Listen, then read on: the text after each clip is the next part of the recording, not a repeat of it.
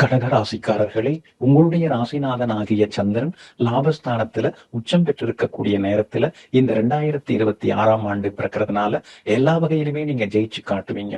பணவரவு, செல்வாக்கு, புது பதவின்னு சொல்லி பரபரப்பாக இந்த வருஷம் முழுக்க நீங்க இருப்பீங்க. கடந்த வருடத்துல கை நழுவி போன சில வாய்ப்புகள் அதெல்லாம் இந்த வருஷத்துல நிச்சயமாக உங்களுக்கு கிடைக்குங்க.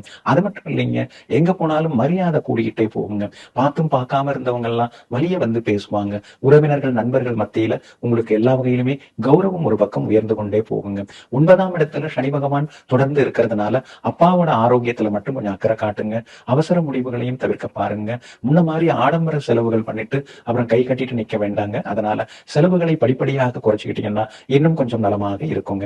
உங்களுடைய ராசிக்கு எல்லா வகையிலுமே நன்மையை தரக்கூடியவர் குரு பகவான் தாங்க. அவர் இந்த வருஷத்துல மே மாசம் வரைக்கும் உங்க ராசிக்கு 12வது வீட்டுல மறைஞ்சு கிடக்கிறாருங்க. அதனால மே மாதம் வரைக்கும் சுப செலவுகள் ஒரு பக்கம் இருந்துகிட்டே இருக்குங்க.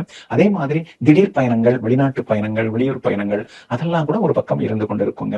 அதே போல குரு பகவான் ஜூன் மாதத்திலிருந்து அக்டோபர் 14ஆம் தேதி வரைக்குமே உங்க ராசிக்குள்ளார இருப்பாருங்க.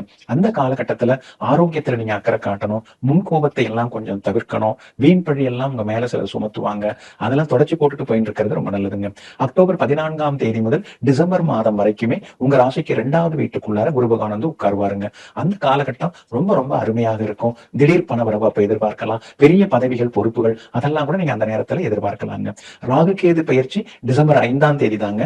பொதுவாகவே ராகு கேது உங்களுக்கு இப்ப பாசிட்டிவா இல்ல. அடுத்தது மாறக்கூடியதும் கொஞ்சம் சுமாரா தான் இருக்குது. அப்படி இருக்கிறதுனால கொஞ்சம் நீங்க கவனமாக இருக்கணும். ராகு கேது பயிற்சி இந்த 2 கிரகங்களுமே சுமாரான நிலையில இருந்து இருக்கிறதுனால யாருக்காகவும் ஜாமீன் கேலண்டர் கையெழுத்தெல்லாம் போட்டு சிக்கிக்க கூடாதுங்க.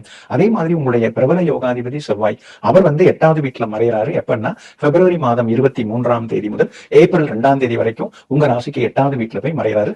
அந்த காலகட்டத்துல யாருக்கும் பணம் கொடுத்து ஏமாறக்கூடாது, கையெழுத்து போட்டு சிக்கிக்க கூடாது. வண்டி வாகனத்தையும் அந்த காலகட்டத்துல பார்த்து பயன்படுத்தணுங்க.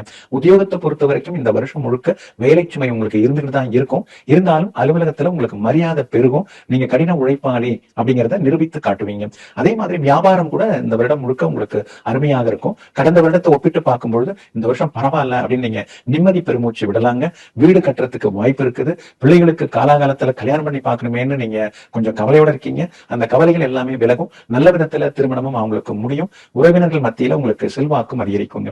இந்த வருடம் முழுக்க நீங்க ஜெயிச்சு காட்டுறதுக்கு அருகில் இருக்கக்கூடிய சிவபெருமானுடைய சன்னதிக்கு, கோவிலுக்கு நீங்க போறது நல்லது. அல்லது பக்கத்துல ஏதாவது சித்தர் பீடம் இருந்ததுன்னா அங்க போய் நீங்க வியாழக்கிழமையில அந்த சித்தர் பீடத்துல உட்கார்ந்து ஒரு 10 நிமிஷம் தியானம் செய்துட்டு வர்றதுங்க.